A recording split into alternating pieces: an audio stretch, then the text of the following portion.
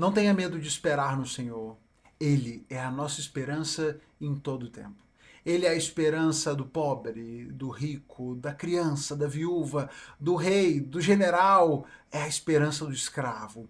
Ele é a esperança de todos nós, independente da circunstância. E em meio às circunstâncias mais difíceis, as batalhas que parecem perdidas, as circunstâncias que parecem imutáveis, ele continua sendo a razão da nossa esperança e um motivo para confiar, porque o Senhor é sobre tudo, Ele é sobre todos. Servimos a esse Deus poderoso que é fonte suficiente de esperança para todos nós. Hoje a nossa leitura nos levou do segundo livro de Reis, capítulo 4, a partir do verso 8 até o capítulo 6, no verso 23.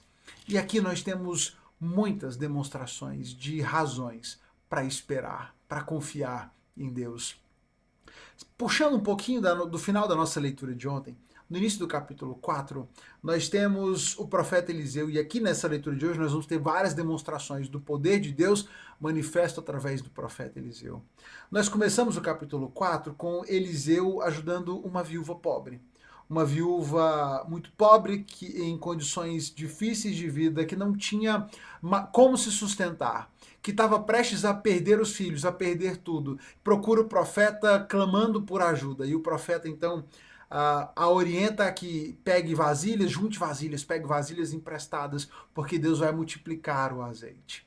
O Senhor provê àquela viúva pobre, que estava prestes a perder tudo, o sustento de forma milagrosa, para que ela e sua família sejam restauradas, para que as contas sejam pagas e ela tenha com que viver. Através do seu profeta, o Senhor manifesta o cuidado com aquela viúva pobre. Mas também através do mesmo profeta, o Senhor manifesta o seu cuidado com uma mulher rica. O texto nos mostra que certo dia Eliseu foi a uma cidade de Sunem e ali havia uma mulher muito rica que morava naquela cidade. Uma mulher que queria bem o profeta, inclusive ela recebia na sua casa, havia feito um quarto preparado, um ambiente para que o profeta pudesse ficar quando ali estivesse. Mas o texto vai dizer que aquela mulher não podia ter filhos, havia tentado por muito tempo e aquela mulher já de idade avançada e nunca havia conseguido ter filhos. Mas o Senhor manifesta o seu milagre. O texto vai dizer que o profeta, o homem de Deus, Eliseu, diz para aquela mulher que, olha, ano que vem, quando eu voltar, você estará com o filho nos seus braços. E a resposta dessa mulher é muito interessante. Ela diz, não, meu senhor, por favor, homem de Deus, não me dê falsas esperanças. Ela apreciava o profeta, ela gostava do profeta, tinha feito um quarto para que ele ficasse, mas ela estava tão desesperançada, tão desesperançosa da vida e tão certa de que aquilo não era possível, que quando ele diz, olha, ano que vem quando eu voltar você estará com o filho nos braços, ela reage, não, não me dê falsas esperanças. Mas ele insiste que isso aconteceria e de fato aquilo aconteceu. A mulher deu à luz, a mulher teve um filho. O Senhor, que é o Deus da esperança, levou solução à vida daquela mulher que há tanto tempo aguardava. Mas o filho daquela mulher cresceu. E enquanto aquele menino crescia, se desenvolvia, certo dia ele teve uma dor de cabeça muito forte e aquele menino morreu. Aquela mãe, aquela mulher, vai atrás do profeta e diz para ele, acaso eu lhe pedi um filho, meu senhor? Eu não lhe disse que não me desse falsas esperanças. Mas Eliseu, que não tinha dado falsas esperanças, porque no Senhor não existem falsas esperanças, só existe esperança. E ele então traz de volta à vida aquele garoto, aquela mulher que tinha medo de acreditar que fosse possível ser mãe. Ela recebe essa demonstração de Deus por duas vezes, de que ela podia sim confiar no Senhor e confiar no agir de Deus. O capítulo 4 termina com mais um milagre, no momento em que um grupo de profetas reunido num momento de grande fome, de grande dificuldade que a terra enfrentava, e nesse tempo haviam grandes dificuldades em Israel, dificuldades religiosas, dificuldades de fome, grandes provações em diversas áreas. E aqui nós temos um grupo de profetas que não tinham como se alimentar. O profeta Eliseu diz para que eles reúnam, preparem uma sopa para que todos possam comer. Um deles busca uns ramos, busca umas plantas que eram venenosas e fazem essa sopa. E quando eles colocam na boca, não, isso é venenoso, não podemos comer. O profeta lança um pouco de farinha sobre aquele ensopado, sobre aquela panela e diz para eles, podem comer, agora não fará mal a vocês.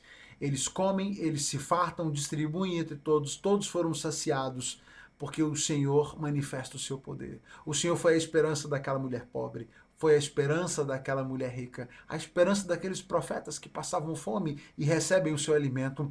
A esperança, o Senhor é a esperança daquele general sírio que sequer pertencia ao povo e que teve a sua enfermidade curada pelo Senhor de forma milagrosa, de forma surpreendente. Aquele homem foi curado e a demonstração de poder foi tão grande que ele diz: olha, agora eu sei que no mundo inteiro não há Deus senão em Israel, e de agora em diante adorarei e oferecerei holocaustos somente ao Senhor.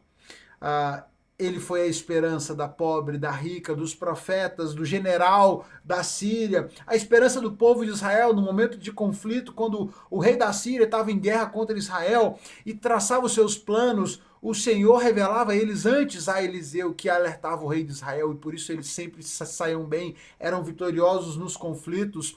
O rei da Síria fica sabendo que tem esse profeta que está revelando os seus planos, manda um exército, manda os seus soldados buscarem Eliseu. O servo de Eliseu acorda um dia de manhã, a cidade está cercada pelo exército inimigo, e ele fala: e agora? O que vai acontecer? Nós estamos perdidos. O profeta Eliseu diz ao seu servo: não tenha medo, pois do nosso lado há muito mais do que do lado deles. Então o profeta orou e o Senhor abriu os olhos deles para que vejam. O profeta orou: ó Senhor, abre os olhos deles para que vejam. E o Senhor abriu os olhos do servo e ele viu as colinas ao redor de Eliseu cheias de cavalos e carruagens de fogo. O profeta clama para que o seu servo seja capaz de enxergar aquilo que ele enxergava, o fato de que eles não estavam sozinhos, eles estavam cercados de anjos do Senhor que lutavam em seu favor. Não há esperança inútil no Senhor, não há esperança vazia, não há esperança enganosa. No Senhor nós podemos confiar, só nele nós devemos confiar. E que o Senhor seja a sua razão de esperança. Não tenha medo de confiar no Senhor, não tenha medo de se entregar em confiança a Ele, porque Ele certamente é o único digno da nossa esperança. Eu não sei pelo que você tem passado, pelas angústias que você tem lidado, mas eu sei que servimos a um Deus poderoso e capaz de todas as coisas. Confie no Senhor. Na sua desesperança, se entregue a Ele e experimente aquilo que Ele e só Ele é capaz de fazer. Deus abençoe você, a sua família. Confie no Senhor. Vamos juntos lendo a nossa Bíblia. Você já sabe, amanhã a gente se encontra para mais uma reflexão.